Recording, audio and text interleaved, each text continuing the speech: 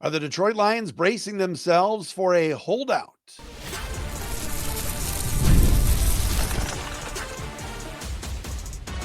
You are Locked On Lions, your daily Detroit Lions podcast. Part of the Locked On Podcast Network, your team every day. All right, here we go, everybody. It is a Tuesday edition of Locked On Lions right here on the Locked On Podcast Network, your team every day. Matt Derry with you. Today is Tuesday, May 27th into Wednesday, May 28th. Lions will be back on the field for OTA starting this Friday. A lot of the players already there, working out, etc. We'll get into that coming up momentarily right here on Locked On Lions. Thanks to all of you for making us your first listen, checking us out wherever you get your podcasts. We love our everydayers. Yes, the listeners and viewers, if you're watching on our Locked On Lions YouTube channel, that check us out daily here on Locked On Lions. Got to give a shout out to my crew at the Firebird Tavern. 2 locations, one downtown in Greektown amidst the construction, but it's still a great place. And of course, in Troy on Rochester Road. Shout out to Tony, Owen, my girl Jenna. Check out Firebird Tavern. They love their Lions too. And appreciate their support here of the podcast. Locked On Lions today, brought to you by our friends at FanDuel. Right now, new customers can get $200 in bonus bets when your first $5 bet wins at FanDuel. Follow us, of course, on all social media platforms. Again, subscribe. Check us out on our Locked On Lions YouTube channel. Tomorrow on the program, Trevor Thompson, formerly of FanDuel Sports Network, formerly of Bally's, formerly of Fox Sports Detroit. Trevor's been around, over 25 years in this town? Anchoring, reporting on TV, no longer with FanDuel Sports Network, but he is with the Believe Lions podcast, co-hosting that with Glover Quinn. We're going to have Trevor on the program tomorrow, right here on this very show. All right, a big story could be developing for OTAs. I want to get into that, and it kind of ties in with the Lions' latest signee, which is former Tennessee Titan and Houston Texan and Denver Bronco linebacker Zach Cunningham. We'll talk about that. One particular rookie is getting a little bit of love nationally. There are some folks that really like Miles Frazier. We will discuss him coming up momentarily. And as well, our call of the day today, if you want to be our call of the day, please leave a voicemail. We need some new submissions here. Come on. I'm expecting some submissions tonight for call of the day. Please go to speakpipe.com/Derry, D-E-R-Y podcast page. Leave a voicemail, and you too can be our call of the day. We'll have another one coming up on Thursday as well. All right, so the Lions will not hit the field with the squad. Again, OTAs stand for Organized Team Activities. The Lions are not going to have a mandatory minicamp this year because of the shortened training camp schedule, the shortened offseason, because they're going to be playing in the Hall of Fame game July 31st against the LA Chargers up in Canton, Ohio. So they want to get as many guys out on the field for Organized Team Activities starting this Friday. They'll be working out this Friday through the weekend, and then they'll have another OTA session next week as well. And many of the players are participating by working out by working out at the facility, the Meyer Performance Center, 222 Rodwood Drive. They're all down there. A lot of them are down there, and they're working out on their own. But again, Organized Team Activities start Friday. Some teams are on the field this week. Some are hitting the field tomorrow. Just depends on the scheduling. And I saw today that Zach Cunningham was signing with the Lions, and the Lions made that official today. The veteran linebacker is here, and he joins a very crowded linebacker room. And it made me think for a second, why are the Lions signing Zach Cunningham, a guy who last year was mostly on the Eagles practice squad and Broncos and stuff like that, and really was a second-round pick of the Texans back, I think, in 2017. We're going to talk about him specifically, but why would the Lions add another linebacker? I mean, that linebacker room is crowded. Lions have a bleep ton of linebackers on their roster, right? I mean, they've got Alex Anzalone. They've got Malcolm Rodriguez. They've got Jack Campbell. They've got Derek Barnes. They've got Zeke Turner. Grant Stewart. right? Lots of options there for Detroit. And then it made me think, well, maybe, just maybe, the biggest story that's going to come out of the OTAs on Friday, and maybe the Lions are bracing themselves for this, is that Alex Anzalone is not going to be there. Now, again, OTAs are not mandatory. The Lions likely are asking the guys to be there because they're not doing a mandatory minicamp. But by the letter of the law, organized team activities are voluntary. But with that being said, could Alex Anzalone be holding out a little bit and electing not to show up for OTAs, which he in the past he has not done? But this time there's going to be more of a scrutiny on it because there's not a mandatory minicamp. And could maybe Anzalone's agent or somebody float out there that, hey, Alex does not want to play on a one-year deal. He's only making about $5.5, $6 million this season after signing that 3-year extension a couple of years ago. And maybe Alex Anzalone's looking for a new contract. Could this be the first, and this is rare with the Lions, the Detroit Lions, Brad Holmes, Dan Campbell, everybody in the front office, Chris Spielman, have done a magical job of retaining their own players. And rarely have we had any kind of distraction. Now, missing a weekend of OTAs, at the end of May is not the end of the world. This is not something where it's like, oh no, it's not a gigantic controversy. But again, a holdout is something we have not seen in this town in a long time. The Lions seem to nip in the bud any distractions that could hinder them building, feeling good about themselves, having camaraderie, having the culture. And so if Anzalone is not there, it will beg the question, and I'm sure Dan Campbell will be asked about it, is this a holdout for Alex not being a part of the team? Again, he's playing on a one-year deal. This is the last year of his 3-year contract. The Lions have taken care of most of their players that need extensions, whether it was Kirby Joseph, signed early, Amon-Ra St. Brown, Penei Sewell, Jared Goff. The list goes on and on. All right. And we are well aware that Aiden Hutchinson's 5th-year option is next year. Jamison Williams is next year too. Aleem McNeil was signed long-term. Players were brought back on one-year deals, like Levi Onwuzurike. Derek Barnes even got extended this offseason and would have been playing on a one-year deal as well.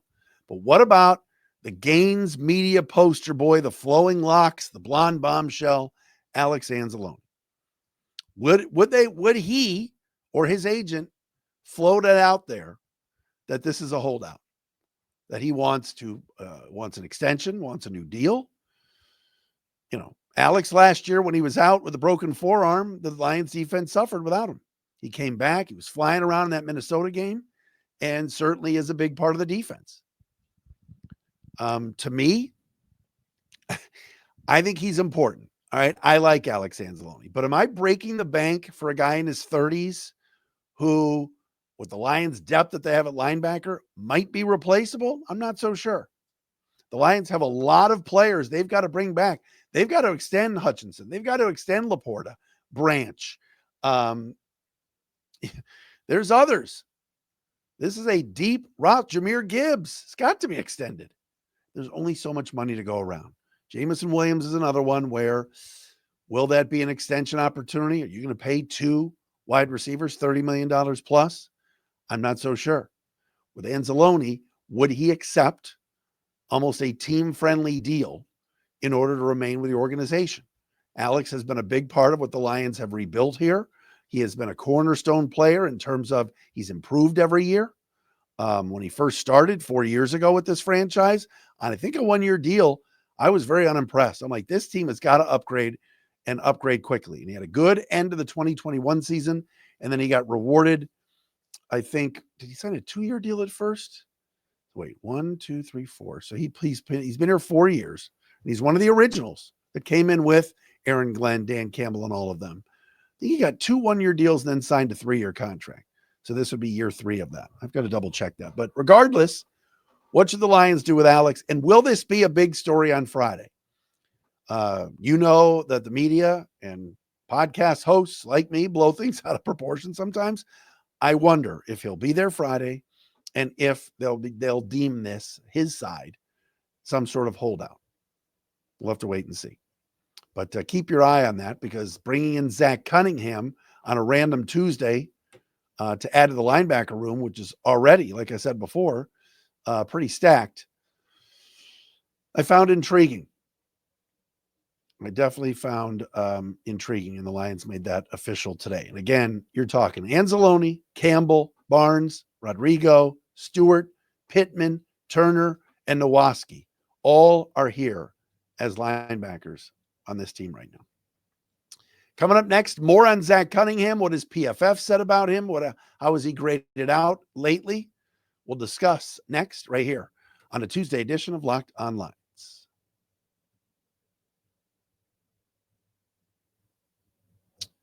And Locked On Lions today, as we told you earlier, brought to you by our friends at FanDuel. NBA playoffs in full swing. We got game 4 tonight.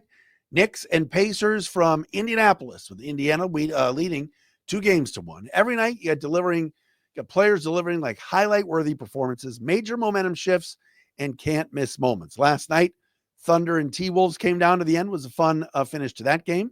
Whether it's a game-winning shot or a breakout player, there's never been a better time to get in on the action. FanDuel makes it easy to stay in the game before tip-off and live. With player props, performance trends, same-game parlays, fans may have more ways than ever to play smart and to win big. Which players are showing up in the biggest moments? Who will it be tonight?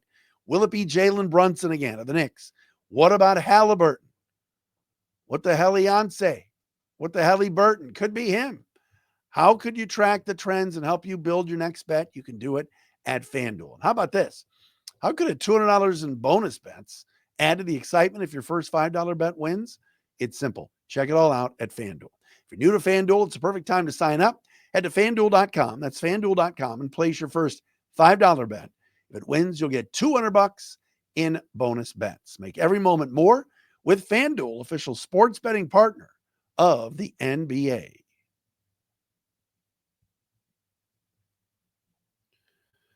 All right, so a few years ago, I was on this very podcast, Locked On Lions. We've been with you since 2016, and we were talking about the Lions upgrading back in 2017 their linebacker room. And after the first round of that draft, I said, man, there's a guy that is a first-round grade that many teams really like, the linebacker from Vanderbilt, Zach Cunningham. He ends up going in the second round. Believe he was the 57th overall selection by the Houston Texans, and ended up playing 4+ years in Houston as a middle linebacker. I liked Zach Cunningham coming out of college. Fast forward now, he is 30 years of age, and he is now a Detroit Lion. Abraham Beauplan, the linebacker, was let go today in order to make room for the veteran Zach Cunningham. 2 years ago in Philly, started a bunch of games, and graded out at a 67.6. Every year you look at Cunningham, to sit here and say he's been a bit of a disappointment. I mean, he's now been in the league 1, 2, 3, 4, 5, 6, 7, 8 years. And last year he was on the Broncos practice squad for majority of the season, only played 15 defensive reps, played a lot of special teams reps. But Zach Cunningham has always just been a solid guy, especially a very good run defender, who in coverage is not great. But for PFF wise, Zach Cunningham for his career grades out okay. His career grades for PFF 66, 68.5, 68.5. 61, 62, 60, 67.6, and last year in just 15 snaps, a 73.0. So 4 years with Houston, 2 years in Tennessee, 1 year in Philadelphia, where he started a bunch of games 2 years ago for the Eagles, and had a 67.6 grade. Solid veteran player that 50-50 makes the team. Again, he's 30 years old. But I think this is more or less the Lions saying we've got to protect ourselves and have enough linebackers out there for OTAs and training camp, if in fact a guy like Anzalone is not going to be there. So that's where I think this comes from. But Zach Cunningham, again, every year kind of, was a starter in Houston, lost his job, went to Tennessee, 2 years in Tennessee, 2022 got hurt, also did not play a ton, played a lot in Philly in 2023. And then last year was basically a practice squatter for most of the year with the Denver Broncos, and then got activated late in the season. I loved him coming out of college, but has not been, I guess, I'm not saying living up to the hype because he was a second round pick and he was 57 overall, but has never wowed anybody, but just a solid veteran piece that the Lions have brought in. So that is your newest Detroit Lion, Zach Cunningham. Speaking of rookies, the Lions have a guy that a lot of people really, really like. And I was reading a couple of things today prepping for the show. And of course, Detroit took Miles Frazier on day 3, 171st overall in the 5th round. And man, everybody seems to be impressed with this kid. I've talked to a couple of people around the team. I've talked to a couple of the writers about it. And yes, when you're a day 3 selection, it is most likely that you're not going to play a ton unless there's injuries. That's just how it goes. And the Lions took, of course, Tate Ratledge in the 2nd round. And I expect Big Tate from Georgia to be the team's right guard this season. Lions also have, as we know, Graham Glasgow coming back. And they really like what Graham has brought to the table over the years, and is a guy that, is solid enough and can play a little bit, and started last year and maybe didn't have the greatest year, but they like the way he plays, the way he leads, and everything else. Graham Glasgow, as of right now, I guess you could pencil in as the starter at either right guard or left guard, but I think Tate Ratledge will push him. We know that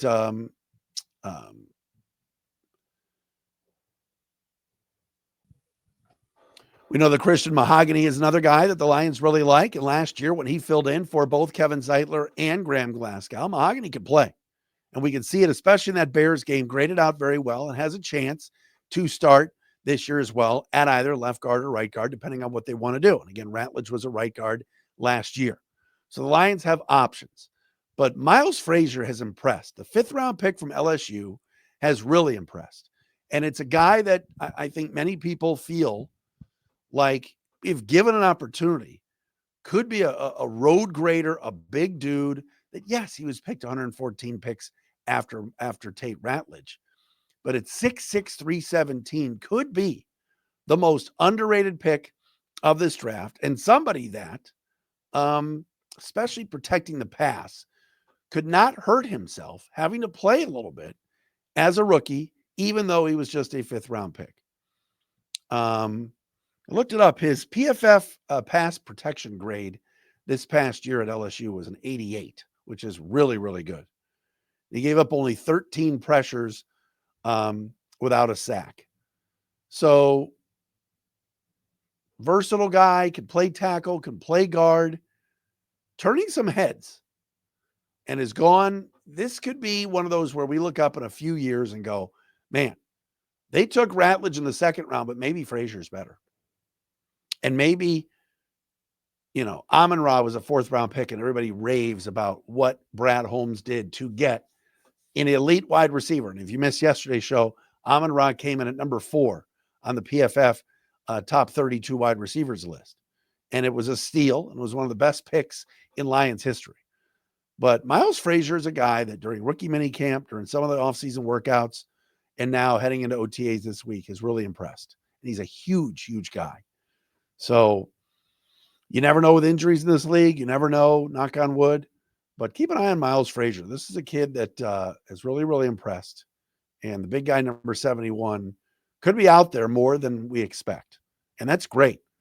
And for him to last to the 5th round and for the Lions to get him, this could end up being a total steal. It's just a rookie that I'm keeping my eye on, and that a lot of people have been raving about in terms of what he has done with his body, off the field, his preparation, as the Lions have been, just going through workouts in Allen Park. We'll see how he does in some 7-on-7 stuff starting on Friday and everything else. But I think that's pretty cool. Miles Frazier's getting a lot of love, both locally and nationally. All right, call of the day coming up next. Of course, you want to be our call of the day, where we hear from one of you, our listeners and viewers. You can do that at speakpipe.com/dairy podcast page. Again, tomorrow, Trevor Thompson. Thursday, Brad Banta. We'll have Bradford on, the former Lions long snapper, tight end, will join us as well on Thursday.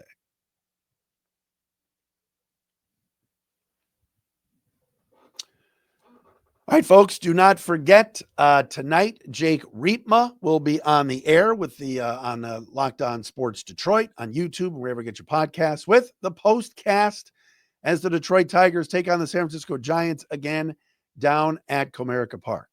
Immediately after the game, go to Locked On Sports Detroit, check it out on YouTube, but again, wherever you get your podcasts. And Jake will be hosting the postcast. He does it after every Red Wings game, Pistons game, Tigers, and Lions. It is Jake Riepma with the postcast.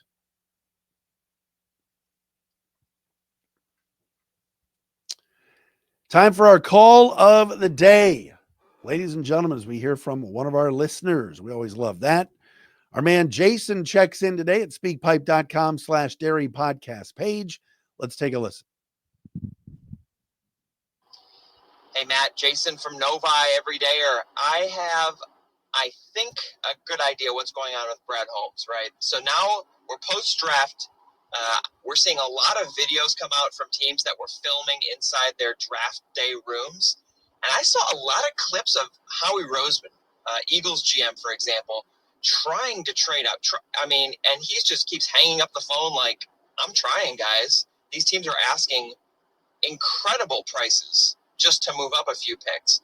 And so I'm thinking what happened is Brad tried to move up in the first to get an edge, couldn't make it happen. And so when he gets the criticism from the fans and the media, why didn't you get an edge? It's a little bit of he's disappointed in himself, but also just defensive in general about the fact that he couldn't do it. He couldn't deliver. I'm not saying his picks were bad, but that might be another reason why we saw him reach a bit in the third round for Tesla. Maybe he had to overpay, move up further to get Jacksonville's pick, further than maybe he wanted, and so pay more for him. But I think that's where a lot of the kind of anger we're seeing from Brad Holmes comes from. It's just disappointment kind of in himself. I think he knows we need an edge. What do you think? All right, Jason, thank you for chiming in today as our call of the day. Interesting take by Jason and an interesting angle. We talked a lot about this weeks back about Brad Holmes, and just, man, he got a little snippy with the media talking about edge rushers and how he knows that all of you out there want an edge rusher and you know, they like their team. And you're right, Brad is not going to tip his hand publicly. And look, Brad and Dan Campbell are two of the most transparent GMs and coaches in the league. They have a hard time keeping things quiet. They are very, very open about how they feel about players, how they feel about the team, and they're great with the media. They really are. I think it's been so refreshing, delightful, whatever you want to say, to be around and listen to these guys talk, because they are so transparent and they're not so CIA and Kremlin-ish like some other operations in town and even down the road in other college towns. But you're right. Jason brings up an interesting point about Brad getting a little snippy and thinking he was trying to move up. Many people believe when he was trying to move up and he was making phone calls to the Bengals or the Falcons or even other teams to maybe get Shamar Stewart, because the more I watch and see pictures of Shamar Stewart with the Bengals, the more I see this big-bodied edge rusher, Adonis body edge rusher that can also move inside, the more I think, yes, I think Brad was trying to go after Shamar Stewart, because the untapped potential, a guy that you bring in here that you can kind of mold, and he plays a position in terms of edge, but he's also big enough to play inside, that fits the Brad Holmes mold. Brad Holmes drafted a guy with a big body that could play inside and outside like Josh Pascal. He did the same thing with Levi Onwuzurike, right? He took a guy like Aleem McNeil, who obviously is not lining up outside, but big body. Aiden Hutchinson sometimes lines up inside when he's rushing the passer. So I do think that there's some truth to maybe Brad was trying to go up against Shamar Stewart. He ends up taking Tyleik Williams at 28. I think they're happy about that pick for sure. There was a theory thrown out there by some Lions fans online that Brad Holmes was kiboshing an Inside the Den video series for the draft because that has not been put out yet. Well, no, not at all. Brad Holmes, I think the Lions waited this time to do that and wait and put it out a little bit later on in the summer because Brad Holmes was a couple weeks ago a tease that there will be an Inside the Den draft edition video again that the Lions team puts out. And those are phenomenal. The Lions broadcast crew and behind the scenes video crew do a fantastic job with it. And so I think they kind of teased the fans a little bit like, maybe we'll take the year off and not put one out there. And the fans were clamoring for it. And Brad put a little teaser video out saying, yes, in fact, they are going to do that. So we'll see once that video comes out, how much they want to leave on the cutting room floor and edit out, how much they want to keep in there about Brad in pursuing getting an edge rusher earlier on in the draft. Because remember, Shamar Stewart went, 13, 14, 15 to Cincinnati? Even James Pierce went ahead of Tyleik Williams too, although I don't think the Lions were after Pierce. I think they were concerned about some things off the field with him. But regardless, Lions like the guys they have. I think they are confident that Marcus Davenport can stay healthy. And I also think they're going to end up with Zadarius Smith again on like August 25th or September 1st. I truly believe Z Smith will be back on a short-term deal, and he's just not going to participate in training camp or anything like that. Come on now. What does he need that for? All right, that'll do it for us. We're back again tomorrow with Trevor Thompson from the Believe in Lions podcast. We'll do that with Trev tomorrow. Catch up with him right here on Locked On Lions.